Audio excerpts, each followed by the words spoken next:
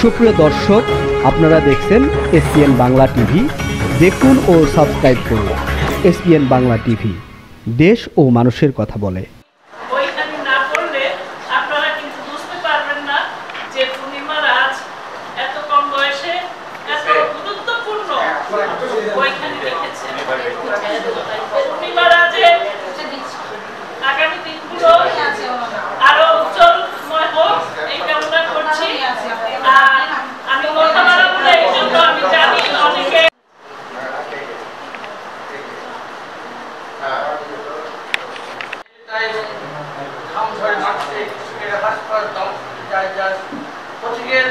মাঝে মাঝে বগলে কিছু করি সাত যাত্রীর ছাউনিতে ছায় বেঁচে কমলে নির্মল বাতাসে যাত্রা বিশ্রামের হয় যদি সিস্টেমের বাকিটা জীবনের হয়ে আমাদের অবস্থা হয়েছে এখন মানে বাড়িতে বেরোতে পারছি না। সকালে বেরোচ্ছি, দুপুর হয়ে যাচ্ছে, যখন ছাতাটা গরম হয়ে যাচ্ছে বগলে দিচ্ছি, আশপাশে রাখছে পানি, হাতের কাছে তো থাকছে না, দোকান থেকে পানি ঠান্ডা পানি কিনে খাচ্ছি, কোল্ড ড্রিঙ্কস খাচ্ছি, মানে কিছু অবস্থা হয়ে যাচ্ছে। এটির পিছনে যে আমাদের এই এশিয়া মহাদেশে যে কেন এত গরম পড়ছে, যে বিজ্ঞানীরা পরিবেশ বিজ্ঞানীরা ভালো বলতে পারবে যে আসলে আমাদের এই দূষণের কারণে হচ্ছে কিনা, বা পরিবেশ আমাদের সঠিকভাবে নিয়ন্ত্রণ হচ্ছে কিনা। যিনি আপনারা বলেছেন গাছ উনি ছাদে রাখতে পারছেন না, গাছের ছাদ বাগান যদি হয় সেটাও একটি পরিবেশের ভারসাম্য রক্ষা হয়। আমাদের দেশে সবকিছু আছে, নদী নালা খাল বিল এবং পাহাড় পর্বত সবই আছে, নেই শুধু মরুভূমি, সেটি সৌদি আরবে আছে। কিন্তু আসলে আমরা মনে করি যে আসলে আমাদের সৌদি আরবের সেই টেম্পারেচার কি এখানে চলে আসছে নাকি গাছপালা না থাকার কারণে সব মরুভূমি হয়ে যাচ্ছে।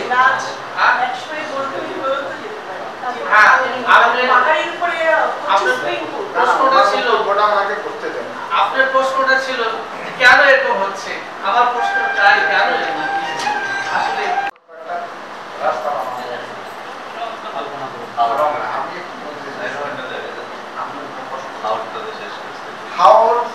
হাওড়ের মাঝখান থেকে একটা বাদ দিল, বিশাল রাষ্ট্রপতি রসিক মানুষ, সুন্দর সুন্দর প্রেমের গল্প বলেন, হ্যাঁ সুন্দরী পাইলে ইউরার মতো বুঝিয়ে গেল, হ্যাঁ কিন্তু ওনার দুর্নীতির কোনো অভিযোগ নেই, সৎ মানুষ, সৎ মানুষ, খুব রসিক মানুষ। এই এখন সুন্দর করে বিনোদন করার জন্য উনি কি করলেন, হাওড়কে বাদ দিয়ে রাস্তা বানালেন। এটা ফলে গিয়ে আমার দূরের উজানের পানিগুলো আসতো, সেগুলো গতিরোধ হয়ে গেছে, পরিমাণ নষ্ট হয়েছে, ফলে সিলেটে বলতে হয়েছে।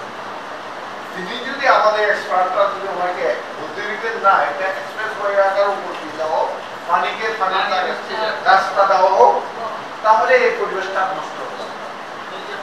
আমাদের প্রধানমন্ত্রীকে বুদ্ধি দিয়েছে মাটির উপরে মেট্রো রেল করে, যারা বুদ্ধি দিয়েছে তারা মানে বুদ্ধি দিয়েছে। প্রধানমন্ত্রী তো আর এই বিষয়ে এক্সপার্ট না, প্রধানমন্ত্রী রাষ্ট্র পরিচালনা পায়। এইটা দরকার ছিল সারা পৃথিবী বসে, অধিকাংশ পৃথিবী গুরুত্বপূর্ণ জায়গায় আন্ডারগ্রাউন্ডে এটা তারা অনেকটা পরিবেশ রক্ষায়, অনেকটা সুরক্ষিত, অনেক পজিটিভ থাকে না। এখানে অন্যটাকে আমাদের পরিবেশের সাথে প্রকৃতির সাথে একটা সম্পর্ক তৈরি। তো এইভাবে পৃথিবীতে অনেক কিছু স্বাভাবিকতার বিপরীতে যে কাজগুলো, এগুলো চলার নাম, অস্বাভাবিকতা সৃষ্টি হওয়ার নাম হলো পরিবর্তন হওয়া। আমি যে আবর্জনাটা ফেলবো, আমি যে নিঃশ্বাসটা ফেলছি, টক্সিনটা ফ্রি করছি, এটা আমার ন্যাচারাল পরিবেশ। আমি যদি এটা যদি ঠিক মতো ভালো জায়গায় ফেলতে না পারি, আর একটা টান দিব, এটা আমার পরিবেশ নষ্ট হবে, বিষাক্ত। আমি টক্সিনে বিষ ফেলে দিচ্ছি, করোনার সময় হচ্ছে যে আবার নষ্ট হবে, আবার ভিতরে আবার ঢুকে দিচ্ছি। কোনো বিশেষজ্ঞ বলছেন এটা আবার এটা বিপজ্জনক হবে। কি আমাদের বাসটা কিছু কিছু বিশেষজ্ঞ বলেছে, আসলে বাস্তব। আমি যে সারাদিন যে টক্সিনটা বিষাক্ত ফেলছি, নিঃশ্বাস টানতে হবে, একটা বেরিয়ে একটা নিতে হচ্ছে। তো নিতে হলে একটা বিশুদ্ধ পরিবেশ লাগবে, সেই পরিবেশটা আমাদের দরকার। এই জন্য বলছে ন্যাচার, প্রকৃতি যেভাবে আছে সারা পৃথিবীর গাছ গাছালির রং, সারা পৃথিবীতে কত রকম ফুল আছে জানেন? 14,700 পর্যন্ত এই পর্যন্ত ফুলের আবিষ্কার হয়েছে। 14,700, এক ফুলে এক রং আমরা বেশিরভাগ 7টা মনে করি, পৃথিবীতে অনেক রঙের ডাইভেটেড হয়ে যাবে, অনেক রঙ। রং ধরুন আমরা 7 রঙে ছিল, রঙের ভেরিয়েশন অনেক কিছু ক্রিয়েট করে যাবে। কিন্তু মানুষের ভাবনা, মানুষ শুধু মানুষের মতো ভাবতে শিখে, মানুষ শুধু নিজের মতো ভাবতে শিখে, অন্যটাকে নিজের মতো ভাবতে সে ভাবনা করে। এটা হলো মানুষের প্রবলেম।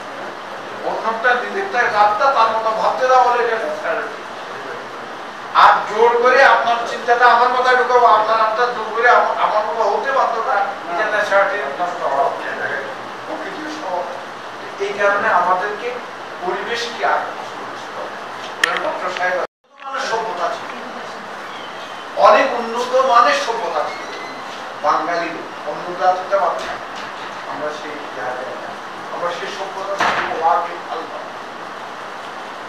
সুতরাং আমাদেরকে ভাবতে হবে, চিন্তার জগতে, জ্ঞান জগতে অনেক বেশি ভাবতে। মানুষ প্রয়োজন অনেক কিছু করবে।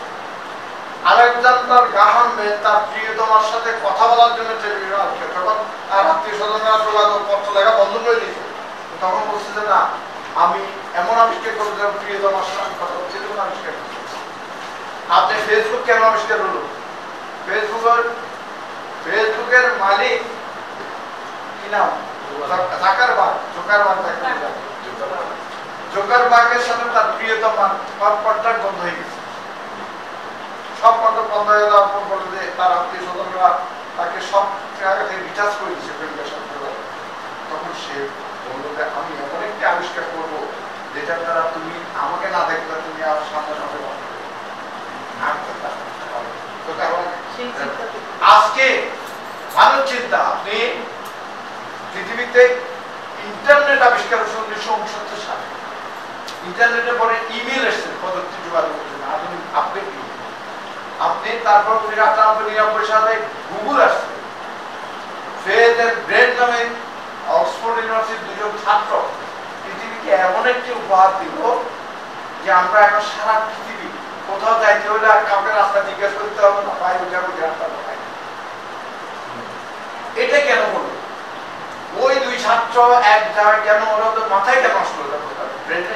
ফেসবুকে এক জায়গায় যাচ্ছিল, তাকে জিজ্ঞেস করতে হবে রাস্তাটা কোথায়। একজন ভুল পথ থেকে ডিরেকশন, তার ওখানে মাথায় জেদ কাজ করছে।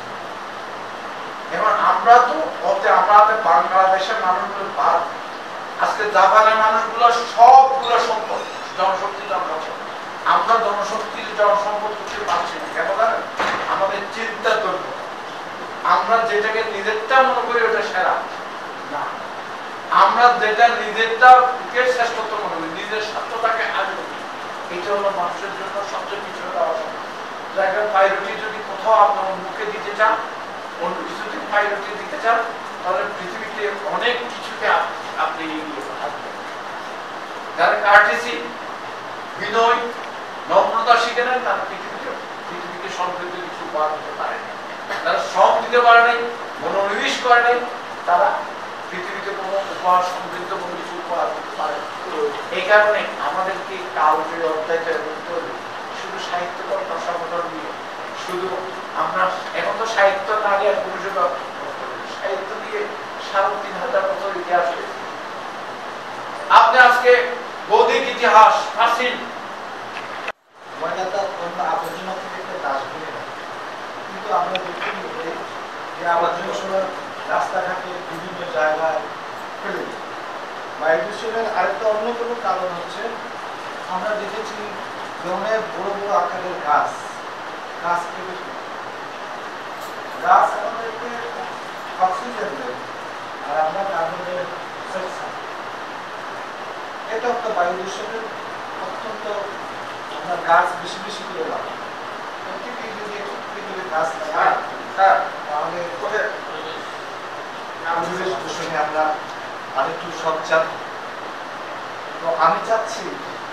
যে আমরা এই খনিগুলো সত্য জীবনে আমরা সবাই বেঁচে থাকবো, কিন্তু বাংলাদেশটাকে একটা ভালো জায়গায় ভবিষ্যৎ প্রজন্মকে আমরা উপহার দিতে চাই। আমরা এই উপহার দেওয়ার জন্য আমাদের যারা ছোট শিশু, ছোট ছেলে মেয়ে আসবে, তারা দেখবে যে সত্যিকারের ইতিহাসে কি সোনার বাংলাদেশ গড়তে চেয়েছিলেন একজন মানুষ। দীর্ঘদিন অনেক দিন ধরে যুদ্ধ করেছেন, এই বাংলাদেশের জন্য রক্ত ঝরিয়েছেন, অনেক বীর মুক্তিযোদ্ধা, অনেক লোক মারা গিয়েছেন। তাদের একটাই লক্ষ্য ছিল যে একটা সোনার বাংলাদেশ গড়ব। ট্রেন চলাচলের ম্যাগনেটের উপরে একটা তার এটা একটা বায়ু মানে দূষণের কারণ বলে দিলাম। গবেষকরা মোটর চালিত, গাড়ি চালিত যারা এদের জন্য বেশি বেশি করে রাস্তা থাকে, গাছ লাগানো। আমি বিশেষ কিছু বলতেছি না, আসলে আমার তেমন এক্সপিরিয়েন্স নেই বক্তব্য দেওয়ার জন্য। আমি সবার পক্ষ থেকে সবার ভালো শুভকামনা করে সুমন ভাইয়ের জন্য আরেকটা হাততালি দিয়ে এবং সবার জন্য হাততালি দিয়ে শেষ করছি। আজকের এই অনুষ্ঠানে আপনারা যারা দূর দূরান্ত থেকে এসেছেন, বিভিন্ন কবিরা আছেন, সাংবাদিক বন্ধুরা আছেন, এই যে আমাদের একজন এই যে টেলিভিশন ক্যামেরায় তিনি অনলাইন টেলিভিশন যেভাবে পরিশ্রম করে আমাদের অনুষ্ঠানগুলো বিভিন্নভাবে তুলে ধরেন এবং সেটা ওনার নিজ খরচে উনি প্রচার করে থাকেন এবং আমরা ঘরে বসে বসে দেখি, আমাদের মোবাইলেও আমরা সেগুলো দেখি। এই যে দূষণ বলতে যাওয়া, আমাদের জাতির জীবনে অনেক দূষণ আছে। আমরা প্রথমে কথা বেশি বলি, কাজ কম করি, এটাও আমাদের একটা দোষ। এই যে এখন যে গরম চলছে 40 ডিগ্রি, এই গরমের মধ্যে আমরা কি দূষণে আছি, বায়ু দূষণে। এই দূষণ থেকে আমরা কিভাবে মুক্তি পাবো? একমাত্র সৃষ্টিকর্তাই কাজে আমাদের দূষণের শেষ নাই। আমাদের কর্মক্ষেত্রে দূষণ চলছে। কি দূষণ? ঘুষ ছাড়া কোনো কাজ হয় না বাংলাদেশে। আমাদের বড় বড় রাজনীতিবিদরা বড় বড় কথা কত বড় করে ফলাও করতেছে, কিন্তু নিজেরাই মানে না। ওই যে মাননীয় প্রধানমন্ত্রী বলছেন যে উপজেলাতে যারা ইলেকশন করবেন কোনো এমপি মন্ত্রীর আত্মীয় স্বজন যেন না আসে, কিন্তু আমরা আজকে দেখতেছি কি অমুক এমপি, অমুক মন্ত্রী, অমুকের আত্মীয় বেশি বেশি হচ্ছে, কিন্তু কথায় একটা কাজে একটা। আমাদের কবি জীবনানন্দ দাশের মা কুসুম কুমারী বলেছেন যে আমাদের দেশের কবি সেই ছেলে হবে কথায় না বড় হয়ে কাজে বড়। একমাত্র আমাদের জাতির পিতা বঙ্গবন্ধু শেখ মুজিবুর রহমান কাজে বড় হয়ে দেখিয়েছেন, একটি সোনার বাংলা, স্বপ্নের বাংলাদেশ তিনি উপহার দিয়েছেন। তারপরে যত ছেলে মেয়েদেরকে আমরা দেখছি সবাই খালি কথায় কথায় আমরা খালি কথায় কথায় এগিয়ে যাচ্ছি, কিন্তু আসল কাজে আমরা কেউ নাই। আমি ওদিনকে নারায়ণগঞ্জে একটা অনুষ্ঠানে গেলাম, ন্যাচারালি যাবে, সেটি হলো দূষণ মুক্ত, আর ন্যাচারের ব্যত্যয় ঘটলে এটি হলো দূষণ। আমরা যেটা দূষণ যেগুলো আমরা জানি সবাই, যেগুলো বায়ু দূষণ কি সবই তো একটা বেশি দূষণ, আমাদের পরিবেশ দূষণ, তারপর আমাদের আরো অনেকগুলো দূষণ। কিন্তু সবচেয়ে আমি যে দূষণগুলো প্রত্যেকটি ক্ষেত্রেই তো দূষণ, যেটা আপনি পরিবেশ বলেন, বন উজাড় হয়ে বলেন, প্রত্যেকটি জায়গায় আপনি কোন জায়গায় না, আমি সেই দূষণের কথা বলবো আজকে, যেটা হলো আমাদের মানসিকভাবে আমরা দূষিত। সেটি যতক্ষণ পর্যন্ত উত্তরণ না হবে আমরা আসলে আর যতগুলো দূষণ আছে সেগুলো একটিও আমরা মুক্ত হতে পারবো না। আমি বায়ু দূষণ নিয়ে আলাদা বলে লাভ নাই, শব্দ দূষণ যাই হোক, আজকে যেমন দূষণের ক্ষেত্রে আমরা সকলে জানি, হলো দিল্লির সাথে বাংলাদেশ কম্পিটিশন, কে প্রথম, কখনো দিল্লি প্রথম, কখনো বাংলাদেশ প্রথম। আমরা একটা জায়গা অন্ততকে খুব প্রথম আমরা হতে পারি, যেটির মধ্যে দিল্লি আর বাংলাদেশের মধ্যে কম্পিটিশন। তো এইরকম দূষণের কথা, আমাদের মানসিক দূষণটা আমি বলবো, যেমন আমাদের আজকের মাননীয় প্রধানমন্ত্রী জননেত্রী শেখ হাসিনা এই দেশটাকে আমাদের জাতির পিতার যে স্বপ্ন ছিল হলো অর্থনৈতিক মুক্তি, আর হলো মানুষের মুখে হাসি ফোটানো, এবং হলো সোনার বাংলা বিনির্মাণ। আমি বলবো যেটি বঙ্গবন্ধু দেখেছিলেন সেটির আমরা প্রায় দ্বার প্রান্তে আমরা পৌঁছে গেছি। হচ্ছে দূষণ, যারা পরিবেশের ক্ষতি করে তারাই সেমিনারের বড় ও এখন আমরা গতিশীল যান্ত্রিক মানব কত দ্রুত কাজ করতে পারি যেন গতির দাম। মোবাইলে দ্রুত যোগাযোগ এই প্রান্ত থেকে অপর প্রান্ত, ব্রেন টেম্পারেচার বৃদ্ধি, খিচুড়ি, টিউমার রোধে গতি ব্যবহারে অক্ষান্তি। এতে হবে খুব কম ওজন বৃদ্ধি, কানে কম শোনা, হবে স্মরণ শক্তির নাশ, ডিএনএ সেল বিভাগ, আবার পথ চলতে তা ব্যবহারে কেউ হয়ে যায় লাশ। কারণে অকারণে অ্যান্টিবায়োটিক ওষুধ ব্যবহারে জীবনী শক্তি ক্ষয়, রোগ প্রতিরোধে কোনো শক্তি অবশিষ্ট নেই, আছে শুধু মৃত্যু। গ্রিনহাউস ইফেক্ট করে করছে চিৎকার, ব্যক্তি নিজে কতটা সচেতন তা ভাবা। এসো ভাই, এসো বন্ধু, বুক করে নেই শ্বাস, কোলাহল মুক্ত, বর্জ্যমুক্ত, সবুজে ঘেরা বাস। ওষুধ খেয়ে বাঁচব না ভেবে ওষুধ পরিত্যাগ, নিজ ঘর